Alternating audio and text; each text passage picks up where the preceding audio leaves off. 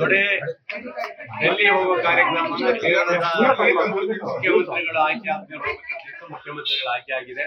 2-3 ದಿವಸದಲ್ಲಿ ಮೀಟಿಂಗ್ ಮಾಡಿ ಸುಮಾರು ಒಂದು 30-35 ಜನ ನಾವು ಡೆಲ್ಲಿ ಹೋಗ್ತಾ ಇದ್ದೀವಿ. ಈ ಸರಿ ಮಾಡುವ ತಮ್ಮ ಮಡಿ ಅಂತಲ್ಲ, ಹಂಗೆ ಆ ತರ ನಮ್ಮ ನಿರ್ಧಾರಗಳನ್ನು ಗಟ್ಟಿ ಇಟ್ಕೊಂಡಿದ್ದೀವಿ. ಯಾಕಂದ್ರೆ 3 ವರ್ಷ ಆಗ್ತಾ ಬಂತು, ಇವತ್ತಿಗೂ ಯಾರು ಅದ್ರ ಬಗ್ಗೆ ಚಕ್ರ ಇರ್ತಾ ಇಲ್ಲ. ಮಾನ್ಯ ಮುಖ್ಯಮಂತ್ರಿಗಳು ಮೊನ್ನೆ ಹೇಳಿದರೆ ನಾವು ಮಾಡ್ತೀವಿ, ಸಂಪೂರ್ಣ ವಿಸ್ತರಣೆ ಇದೆ, 15 ಜನ ತಗೊಳ್ತೀವಿ ಅಂತ ಹೇಳಿದ್ರೆ ನಾವು ಒಂದು 20 ಜನರಿಗೆ ತಗೊಳ್ಬೇಕಂತ ನಾವು ಹೇಳಿದ್ದೀವಿ. ಯಾಕಂದ್ರೆ 3 ವರ್ಷ ಅಧಿಕಾರವನ್ನ ಅನುಭವಿಸಿದಾರೆ ಅವರು. ಆದ್ರಿಂದ ನಾವು ಡೆಲ್ಲಿ ಹೋಗೋದು ಬಹುಶಃ 28-29 ಒಳಗೆ ಡೆಲ್ಲಿ ಹೋಗ್ಬೇಕಂತ ತೀರ್ಮಾನ. 30-35 ಜನ ಹೊಡ್ತೀವಿ.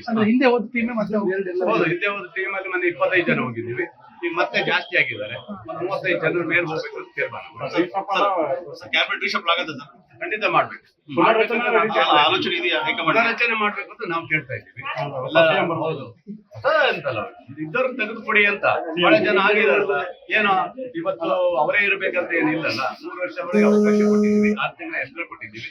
ಹಾಗಾಗಿ ಮತ್ತೊಂದು ಅವಕಾಶ ನಮ್ಮ ಹಕ್ಕುಗಳಿಂದ ನಾವು ಕೇಳ್ತೀವಿ. ಸಿಎಂ ಬಂದವರೇ ನೀವು ಅವ್ರನ್ನ ಕೇಳ್ಕೋಬೇಕಾಯ್ತು. ಬಿಟ್ರೆ ನಮಗೆ ಇದು ಖಂಡಿತ ಕೊಡಬೇಕು. ಕೊಡದೆ ಹೋದ್ರೆ ನಾವು ಉಗ್ರವಾದಂತ ನಮ್ದು ಮುಂದಿನ ತೀರ್ಮಾನಗಳಿದಾವೆ.